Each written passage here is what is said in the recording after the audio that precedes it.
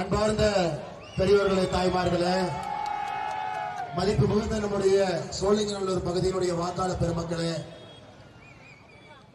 சென்னை பகுதியில் தமிழகத்தில் மிக வேகமாக வளரக்கூடிய ஒரு சட்டமன்ற தொகுதி, அதிக முன்னேற்றங்களை பார்க்கக்கூடிய சட்டமன்ற தொகுதி, நிறைய மக்கள் வசிக்கக்கூடிய ஒரு சட்டமன்ற தொகுதி, தமிழகத்தில் ஒரு மிகப்பெரிய சட்டமன்ற தொகுதி.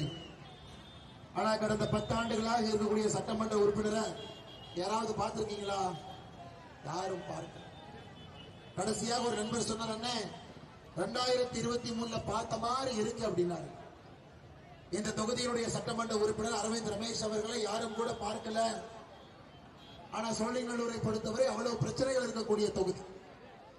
தினமும் சாலை போக்குவரத்திலிருந்து, சாக்கடை பிரச்சனையிலிருந்து, பட்டா பிரச்சனையிலிருந்து, புதிதாக வரக்கூடிய வீடுகள், எம்என்சி கம்பெனிகள், மெட்ரோ ரயில் பணிகள் எல்லாம் கூட தினமும் கூட உங்களோடு இருந்து பணியாற்ற வேண்டிய ஒரு சட்டமன்ற உறுப்பினர் நமக்கு தேவைப்படுகின்றார்கள். அருமை சொந்தங்களே, நம்முடைய அனைத்து இந்திய அண்ணா திராவிட முன்னேற்ற கழகம் சார்பாக, தேசிய ஜனநாயக கூட்டணி சார்பாக இந்த தொகுதியிலே போட்டியிடக்கூடிய அண்ணன் கே.பி. கந்தன் அவர்களுக்கு அறிமுகமே தேவையில்லை.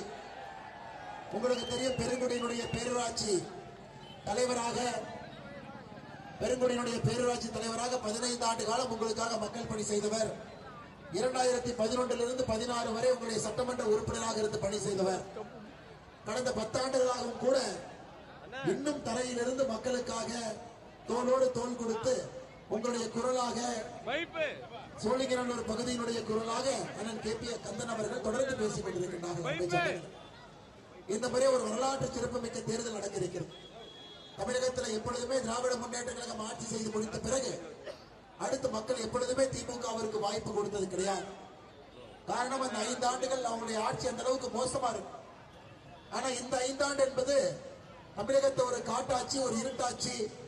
தமிழகத்தில் கிட்டத்தட்ட 20 ஆண்டுகள் பின்னோக்கி எடுத்து சென்றிருக்கின்றார்கள்.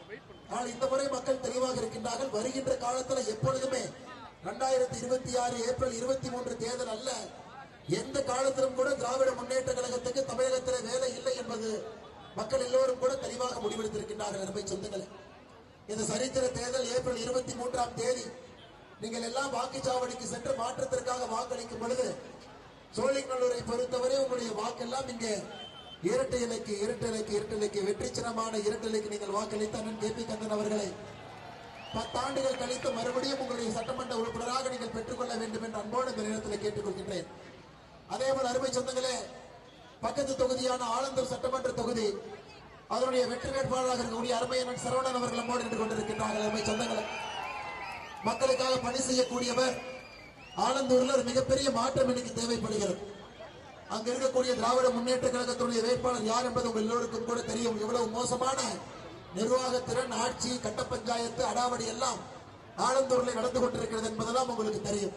ஆனால் அருமை சொந்தங்களே, ஆலந்தூரிலும் கூட நம்முடைய இரட்டலை சின்னத்தில் வெற்றி சின்னமான இரட்டலையில நீங்கள் வாய்ப்பளித்து அண்ணன் சரவணன் அவர்களை பெருவாரியான வாக்கு வித்தியாசத்தில் நீங்கள் வெற்றி பெற செய்ய வேண்டும் என்று பணிமன்பாடு கேட்டுக்கொள்கிறேன். ஐயா, ஒரு மாநிலத்தினுடைய தலைநகரம் எப்படி இருக்க வேண்டும்?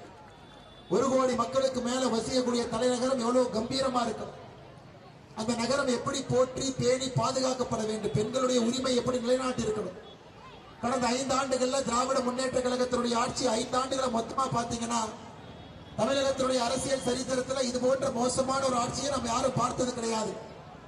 2080 கற்பழிப்பு வழக்குகள், 2080 கேசஸ், 8008 படுகொலைகள், 39,900 போக்சோ வழக்குகள், குழந்தைகளுக்கு எதிராக 18 வயசு கீழே இருக்கக்கூடிய குழந்தைகள். தமிழகத்தினுடைய அரசியல் சரித்திரத்தில் இது போன்ற மோசமான ஒரு ஆட்சியை எப்பொழுதும் நாம் பார்த்ததில்லை. அதனாலதான் ஊட்டியில் ஆரம்பித்து சென்னை வரை, குமரி முனையிலிருந்து விழுப்புரம் வரை எல்லோரும் பேசக்கூடிய ஒரே ஒரு வார்த்தை, திராவிட முன்னேற்ற கழகம் ஆண்டது போதும், மக்கள் மாண்டது போதும். நமக்கு இந்த ஆட்சி மாற்றம் நடந்தே தீரணும். நமக்கு நிச்சயமாக தமிழகத்தில் மே 4க்கு பிறகு அனைத்து இந்திய அண்ணா திராவிட முன்னேற்ற கழகம் தலைமையிலான தேசிய ஜனநாயக கூட்டணி ஆட்சி மாற்றத்திலே ஆட்சிக்கு வரும் பொழுது, அண்ணன் எடப்பாடி பழனிசாமி அவர்கள் தமிழகத்தினுடைய முதலமைச்சராக வரும் பொழுது ஒரு நிச்சயமான பெண்களுடைய பாதுகாப்புக்கு உறுதி செய்யக்கூடிய ஆட்சியும், அதே போல இந்த கஞ்சா புழக்க வழக்கம் எல்லா இடத்திலும் பரவி எல்லா இடத்திலும் படர்ந்து கிடக்கிறது. காவல்துறையும் கூட செய்வதெரிதால் தவித்துக் கொண்டிருக்கின்றார். காவல்துறைக்குமே தெரியல எப்படி கட்டுப்படுத்துறது. காரணம், கஞ்சா வழக்கில் முக்கியமான குற்றவாளிகள் எல்லாம் திராவிட முன்னேற்ற கழகத்தை சார்ந்தவர்களாக இருக்கின்றார். பாலியல் வன்கொடுமையினுடைய முக்கியமான குற்றவாளிகள் திராவிட முன்னேற்ற கழகத்தை சார்ந்தவர்களாக இருக்கும் பொழுது காவல்துறை நண்பர்களுடைய கையும் கூட கட்டப்பட்டு அவர்களும் செய்வதறியாது திகழ்த்து நின்று கொண்டிருக்கின்றார்கள் என்று சொந்தங்கள். அதனால் மே 4ஆம் தேதி நம்முடைய வாக்கு பெட்டி எண்ணியும் பொழுது தமிழக மக்களுக்கு மட்டும் விடுதலை அல்ல, காவல்துறைக்கு விடுதலை தான். அதன் பிறகு காவல்துறை சுதந்திரமாக தன்னுடைய பணியை செய்து சட்டம் ஒழுங்கை நிலைநாட்டி தமிழகத்தில் பெண்களுக்கெல்லாம் பாதுகாப்பை உறுதிப்படுத்தி தமிழகத்தில் நம்முடைய குழந்தை செல்வங்கள் கிருஷ்ணகிரி போங்க 3 வயது பெண் குழந்தைய திராவிட முன்னேற்ற கழகத்தினுடைய இளைஞரணி பொறுப்பாளர் பாலியல் வன்கொடுமை செய்தார். திருவண்ணாமலை போங்க 65 வயது மூதாட்டிக்கு பாலியல் வன்கொடுமை நடக்குது. தமிழகத்தில் ஒரு நாள் நம்முடைய செய்தித்தாளை நாம் திறக்கும் பொழுது ஒரு பயத்தோடு தான் திறக்கின்றோம். நேற்றை விட இன்றைய குற்றங்கள் அதிகமா இருக்கு. அதுவும் கஞ்சா புழக்க வழக்கம் அதிகமான பிறகு பள்ளிக்குள்ள, கல்லூரிக்குள்ள, பேருந்துக்குள்ள, ஹாஸ்டல்ல, புத்தக பைக்குள்ள அனைத்து இடத்திலும் கூட அது படர ஆரம்பித்திருக்கிறது. இதை நாம் கிள்ளவில்லை என்றால் தமிழகத்தை இன்னும் 5 ஆண்டுகள் திராவிட முன்னேற்ற கழகத்தினுடைய ஆட்சி வந்துருச்சுன்னா ஆண்டவனே நினைத்தாலும் கூட தமிழகத்தை மாற்ற முடியாத அருமை சொந்தங்கள். இந்த 2026 தேர்தல் ஏப்ரல் 23 ஒரு தலைமுறைக்கான தேர்தல் என்பதை நாம் மறக்க கூடாது. இத்தனை சகோதரிகள் இங்க வந்திருக்கிறீங்க, வெயில பொருட்படுத்தாம நிக்கிறீங்க.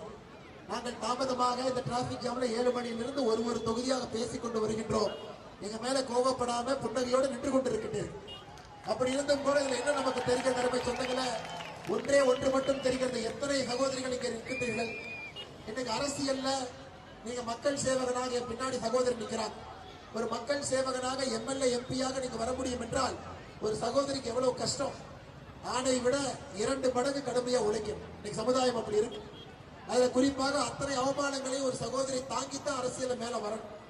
உங்களுக்காக பாரத பிரதமர் ஐயா மோடி அவர்கள் 131வது அரசியலமைப்பு திருத்த சட்டத்தை கொண்டு வந்து 2029 பாராளுமன்ற தேர்தலில் இருந்து 33% இடஒதுக்கீடு பெண்களுக்கு கொடுக்க வேண்டும் என்கின்ற மசோதாவையும் கூட பாராளுமன்றத்திலே திட்டமிட்டதை தோற்கடித்திருக்கின்றார்கள். அருமை சொந்தங்களே, தமிழகத்தில் 39 எம்பிக்களை 59ஆக உயர்த்தி தென்னிந்தியாவில் எல்லா மாநிலத்துக்கும் 50% உயர்த்தி விகிதாச்சார அடிப்படையில் யாருக்குமே அநியாயம் பண்ணாம இந்த மசோதாவை கொண்டு வந்தும் கூட திராவிட முன்னேற்ற கழகமும் காங்கிரசும் தோற்கடித்திருக்கின்றார்கள் என்றால் உங்களுடைய உரிமையை பறித்திருக்கின்றார்கள் என்பதை நீங்கள் ஞாபகம் வைத்துக் கொண்டு அருமை சகோதரிகளை அன்போடு கேட்டுக்கொள்கின்றேன்.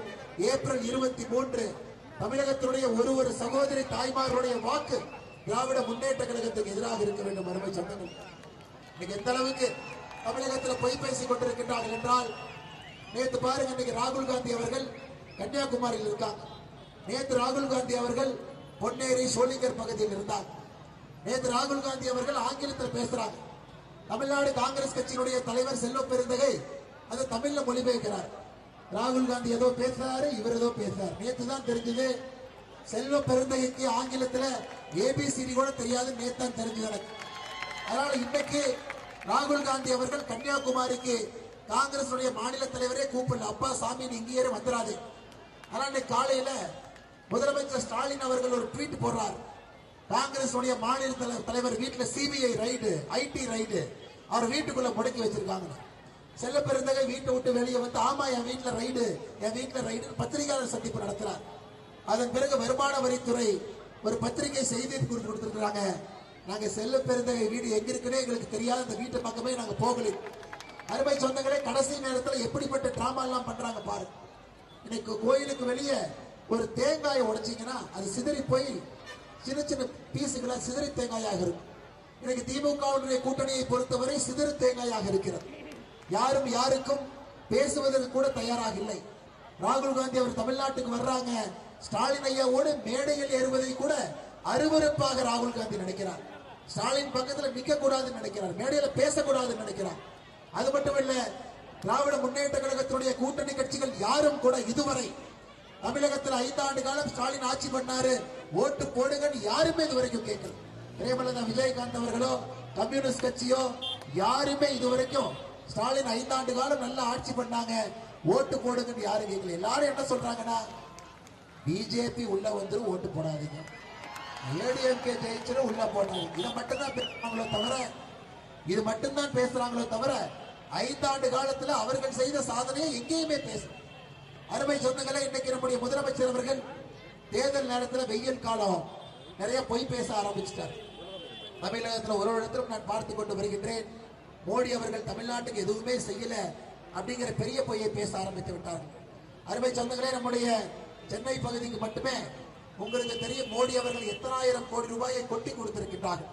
சென்னை துறைமுகம், மதுரவாயில் உயர்மட்ட விரைவுச்சாலை 5855 கோடி மத்திய அரசு கொடுத்திருக்கிறார்.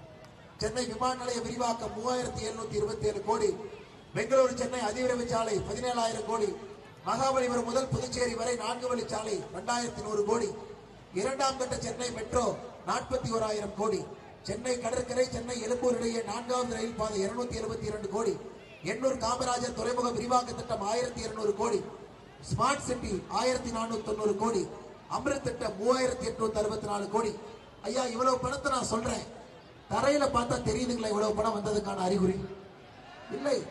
ஸ்மார்ட் சிட்டிக்கு இவ்வளவு பணத்தை கொட்டி கொடுத்து, அமிர்த் சிட்டிக்கு இவ்வளவு பணத்தை கொட்டி கொடுத்து 10 லட்சம் பேர் வசிக்கக்கூடிய நகரம் இந்தியாவில் 40 நகரம் இருக்குதுங்க. 40 நகரம்.